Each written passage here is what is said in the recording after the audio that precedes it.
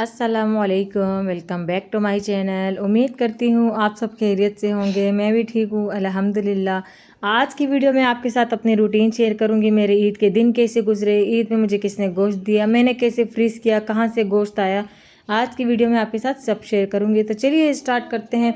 सबसे पहली बात तो ये है कि यहाँ पर जो है हमारे जो मतलब कि या शायद हमारे ही मोहल्ले या हमारे ही रिश्तेदारों में ऐसा होता होगा, लेकिन मुझे बाकियों का नहीं पता, लेकिन हमारे अपनों में जो है और या हमारे जो मोहल्लेदार हैं ये सब जो है कुर्बानी के इतने जानवर जो है गली में खड़े थे कि मैं कहूँ कि पता नहीं कितने लोगों की जो है पेट भर जाता। लेकिन यहाँ पर कुर्बानी के जानवर कुर्बान होने के बाद ही गायब हो जाते हैं। पता नहीं फ्रीजों में फ्रीज़ कर लेते हैं या पता नहीं मदरसों में दे देते हैं, कुछ पता नहीं है कि कहाँ चले जाते हैं कुर्बानी के जानवर। मेरे घर पे किसी की तरफ से कोई गोश्त नहीं आया, सिर्फ मेरी मदर की तरफ से गोश्त आया था बहुत ज़्यादा। तो ये जो आप देख रहे हैं वीडियो में, ये सब जो है मेरी मदर की घर कुर्बानी हुई थी। ये वो हिस्से हैं जो हम लोगों ने तकसीम करने थे गरीबों में। तो हम बैठकर इसके जो है पार्सल बना रहे थे ताकि हम सबके घरों में जो है हिस्सा दे सकें। तो मेरी अम्मी ने जब कुर्बानी की थी तो घर पे बिल्कुल गोश्त छोड़ा ही नहीं है, उन्होंने सब जो है दे दिया है बाहर। जो गरीब मस्कीन होते हैं, जिनको ज़रूरत होती है, जिन्होंने कुर्बानी नहीं की होती। कुर्बानी का नाम ही तो यही है कि आपने कुर्बान कर देना है, ये नहीं कि आपने फ्रीजों में फ्रीज़ कर लेना है। तो फिर मेरी अम्मी की तरफ से गोश्त आया था और यहाँ पर हमने पार्सल बना के सब गरीबों में जो है तकसीम कर लिया था। मेरी अम्मी ने जो गोश्त दिया था फिर उसको मैं जब घर आई थी तो मैंने घर पे उसको जो है फ्रीज़ किया था। खैर क्या कह सकते हैं, लोग कुर्बानी फ्रीज़ों के लिए करते हैं।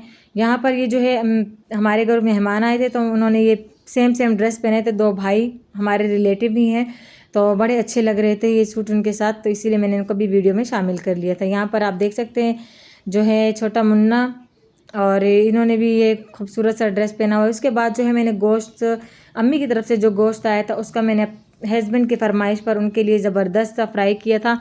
गोश्त को पहले से मैंने थोड़ा थोड़ा पका लिया था।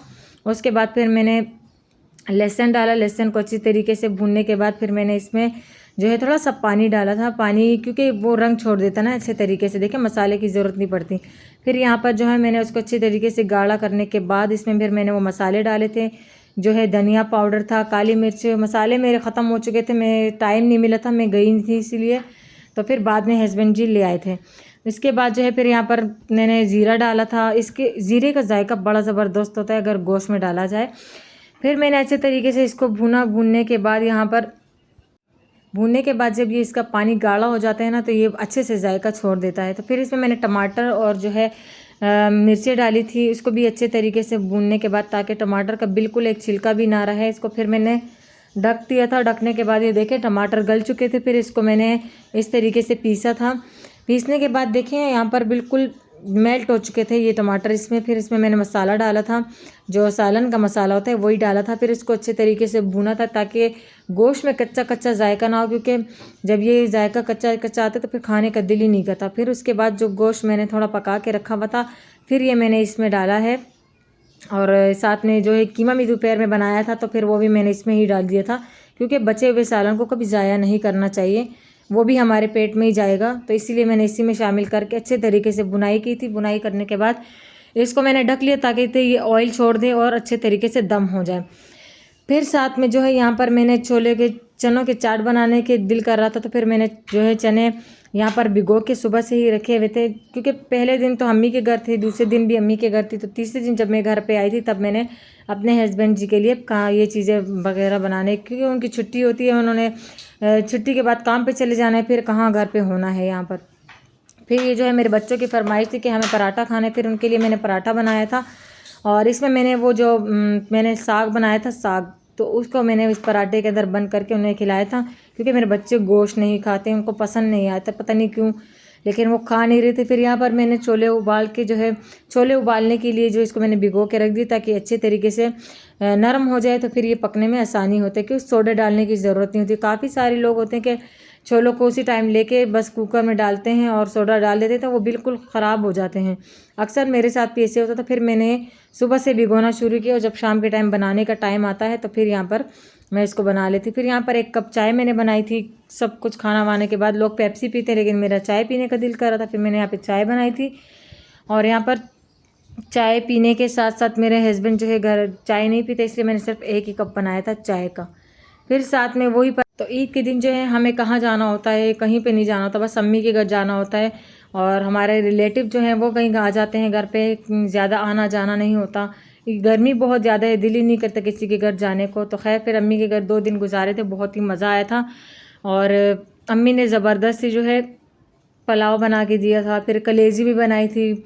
ईद का पहला और दूसरा दिन बहुत ही ज़बरदस्त होता है, अपने मायके के घर जाकर गुजारने का वो अलग ही मज़ा होता है। खैर तो फिर क्या था, घर पे ही वापस आना था। और मायका जो है मेरा करीब ही है, मुझसे काफ़ी दूर नहीं है, 2-3 कदम के फासले पर ही है। इसीलिए जो है मैं जल्दी चली जाती हूँ, जल्दी आ जाती हूँ।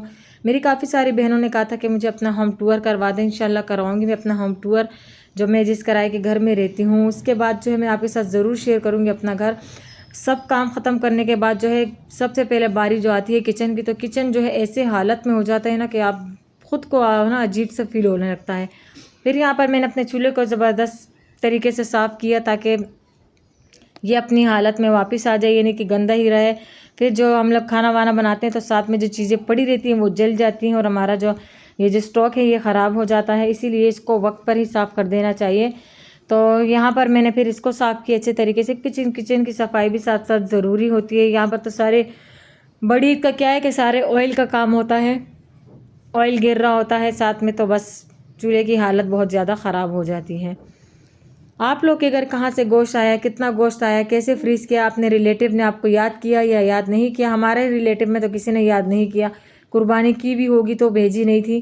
खैर अम्मी की तरफ से जो आया था वो भी अल्हम्दुलिल्लाह बहुत ज़्यादा था, वो भी अच्छा खासा जो है हम कम से कम 1 हफ़्ते तक तो हो ही जाएगा। ज़रूरी नहीं है कि फ्रिज भर भर के रखो, लेकिन अगर कुर्बानी हो जाए कर लें तो जाहिर सी बातें पहले मोहल्लेदारों में, रिश्तेदारों में ही भेजा जाता है। यहाँ पर ऐसा नहीं है, यहाँ पर जो है फ्रिजों में फ्रीज़ कर लेते हैं सारे गोश्तों को। तो यहाँ पर फिर मैंने आटा गूँधा था, जो सालन मैंने बनाया था उसके साथ फिर मैंने आटा गूँधा था अच्छी तरीके से। इसमें मैंने सोडा डाला था कि मैंने कहा कि बाहर से बनवा लें तो ज़बरदस्त सी रोटी बनती है। गोश्त के साथ खाने में बाहर की रोटी बहुत ही अच्छी लगती है। मेरे हस्बैंड जो है तैयार रोटी खाते नहीं है, जो तनूर वाली नहीं होती वो वाली रोटी वो खाते नहीं, क्योंकि उसमें सोडा बहुत ज़्यादा होता है। और मैं जो है घर पे ही बनाती हूँ तो उसमें मैं थोड़ा सा सोडा डालती हूँ और वो अच्छे तरीके से इसमें मिक्स हो जाता है। फिर आटा थोड़ा सा खमीरा होता है तो उसकी रोटियाँ बहुत ज़्यादा नरम बनती हैं। तो इसी तरीके से ईद के 30 के दिन जो है मैंने यही किया था। फिर मैंने सालन के साथ बाहर से रोटियां बनवाई थी। वीडियो में शूट नहीं कर पाई थी क्योंकि बस कुछ ना कुछ वजह बन जाती है, लेकिन इंशाल्लाह आपके साथ ज़रूर ऐसी जो टिप्स होते हैं ये ज़रूर मैं आपके वीडियो में बनाकर आपके साथ शेयर करूँगी। फ़िलहाल के लिए इतना ही था कि मैं आपके साथ जो रूटीन मेरी थी ईद के दिनों की वो मैं आपके साथ शेयर कर सकूँ। कहाँ से गोश्त आया था, कहाँ से आया, कहाँ से नहीं आया, किसने याद किया, किसने याद नहीं किया। तो यही तो दुख की बात यह है कि कुर्बानी करें तो जाहिर सी बात है अपनों को ज़रूर याद करें।